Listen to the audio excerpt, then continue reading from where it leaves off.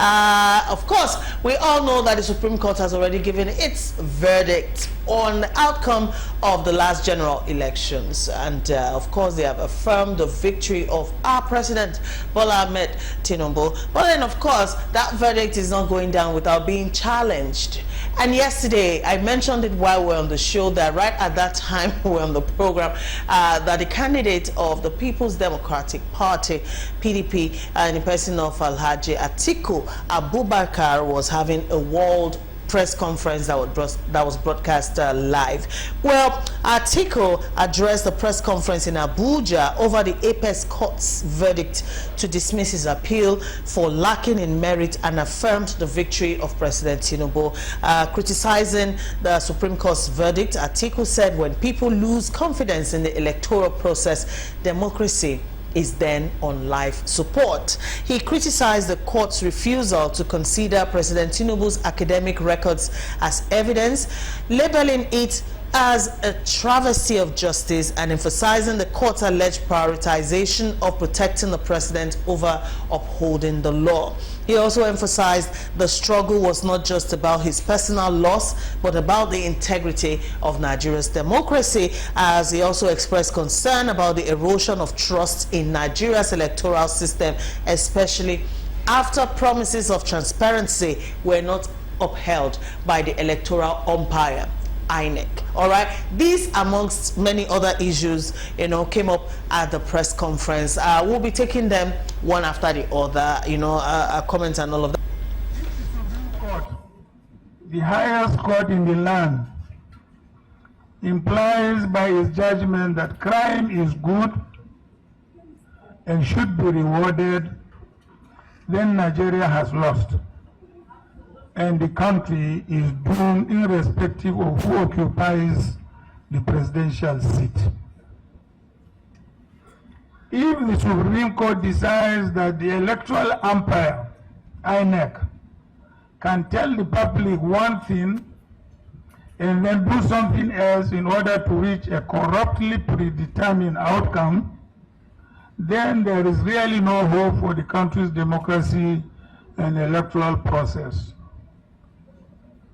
Obviously, the consequences of those decisions for the country will not end at the expiration of the current government. They will last for decades. Welcome back. All right, Doctor. Let's hear from you on Atiku challenging the Supreme Court's verdict. I think it's not about Atiku alone. It's not about Atiku. I think people are misconstruing the whole issue.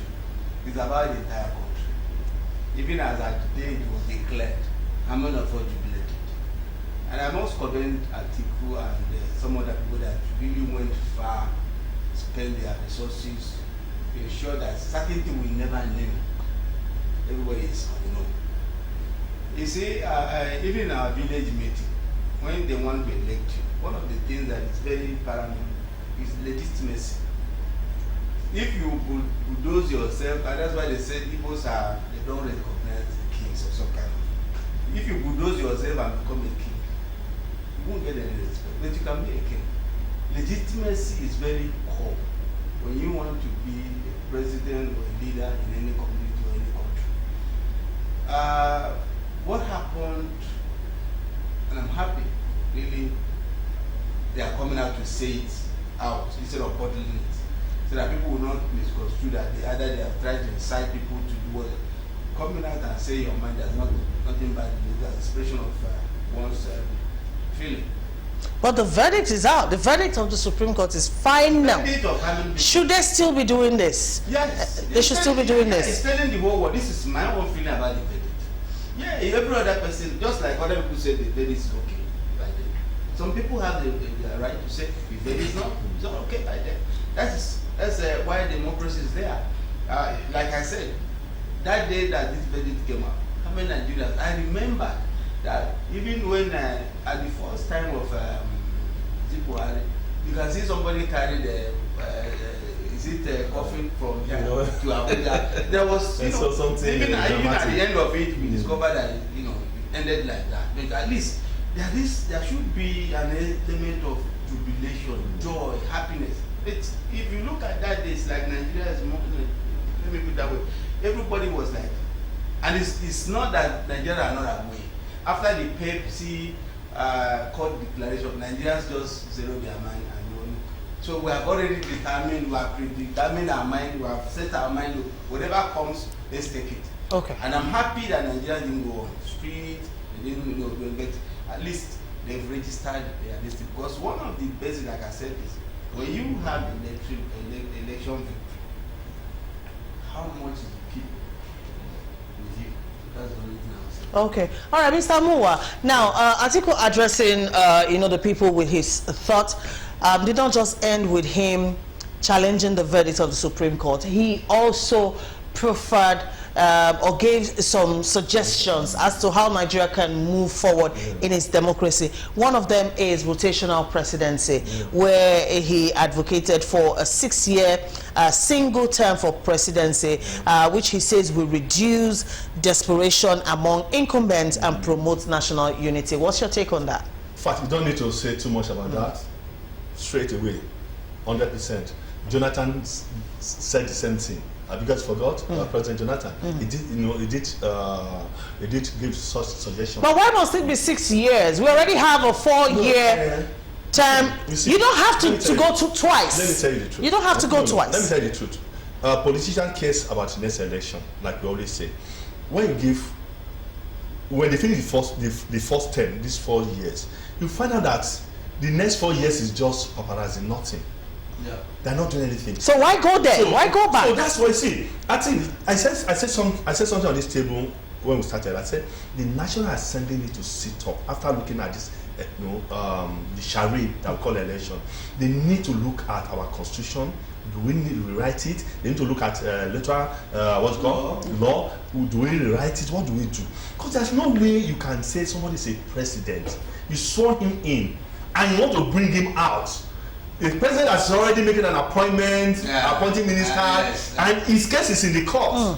No, let's have a constitution whereby that says no before you are sworn in. As much you are in the court, wait a little bit before inauguration. You see, we need to start moving forward. The only reason why Nigeria is quiet is because Nigeria is very religious.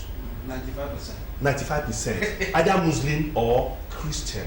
I'm telling you the truth. What has happened in Nigeria, if it happens in other places, our leaders know. So I think it's a call. You see, Mr.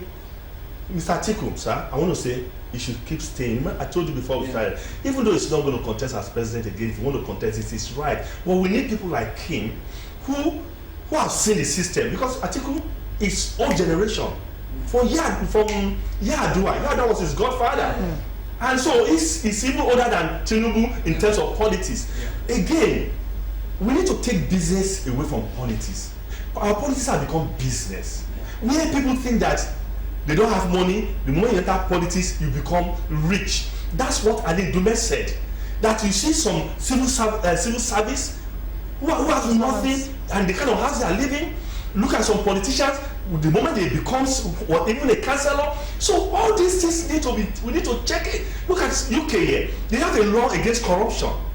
But anytime this law is brought to National Assembly, he said he's killed. If a member of National Assembly is saying this, we need to begin to think.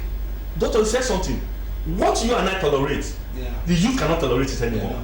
Look at what happened in Rivers State yesterday. And when he was addressing the people yesterday, what did he say? He said the youth of what? Of Rivers State is bind to their conscience. So that's what we're talking about. So I hope they are not taking Nigeria's quietness for granted, the National Assembly. Because Nigeria look at the presidency, me, I look at the National Assembly. Unfortunately, again, National Assembly have become they don't bite the executive. Because they are, like we said before, they are the same. So I think Doctor said something a few days ago, and I'm going to bring it to the table. Nigerians, the politicians knew how to get at us. That just after 1 week they'll forget. Sure. Life continue. We need to begin to speak out. The politicians are calling us to speak out. So we need to speak out, and I'm so grateful that I have this opportunity to be on the table every Tuesday. In fact, I'm telling patients right now, I'm going to put this thing as a priority to come and speak for Nigerians. I'm telling you, don't wear the table out, or you have to buy us a new table. We need to, speaking to the conscience of ordinary Nigerians. Yeah. It's not about PDP, it's not about APC, it's not about Labour Party. It is about Nigeria first. It's not about Igbo, it's not about Hausa, it's not about Yoruba, it's not about Fulani, it's not about Kwale, where I came from. It is about Nigeria. That's why you said something on the show that the Americans say, what will I do for America, not for what America will do for me. Okay. Nigerians need to get to that level where Nigeria has helped us and guided us, and we can say, what can we do? How do we give back to the country? Thank you, Mr. Amuwa. Quickly, as you talk, there's also the call for youth leadership by Atiku. He's talking about the younger generation leading the struggle for democratic and economic restructuring. Okay. Like you said, I commend Atiku 100%. Without Atiku, nobody would have gone to this extreme. Yeah. And it takes a man of God to get to this extent that we've known. Whether anything happened today, people have already known. They know what is happening. So that one, you see, it's only in this country that a leader will not resign honorably. I'm telling you this. Before Sunoka, there's a woman before Sunoka in UK. She was sworn in barely 3 months. Is it after 3 months? Yeah, she came out and said, look, I can't perform what I promised. And he resigned. This is it. It doesn't make her weakly. It doesn't make her weakly. If Bill Clinton just made allegation of something in the office, made allegation, he was nearly booted out. But here we see kuro things and we say it doesn't matter. Give the person chance, give the person 6 months, 1 year, and we're all giving chance. And at the end of it, I ask myself, what moral lessons are we giving to our children? Patience. Let me tell you, the youth, and I said it in your show, the youth should stand up and take over this country. We have messed up, our generation have messed up. If the youth are waiting for this old generation to give them the position on Alakata, according to them, snatch it and take it. These leaders, these old ones, will rather die so that they will be celebrated as in a state house burial banquet.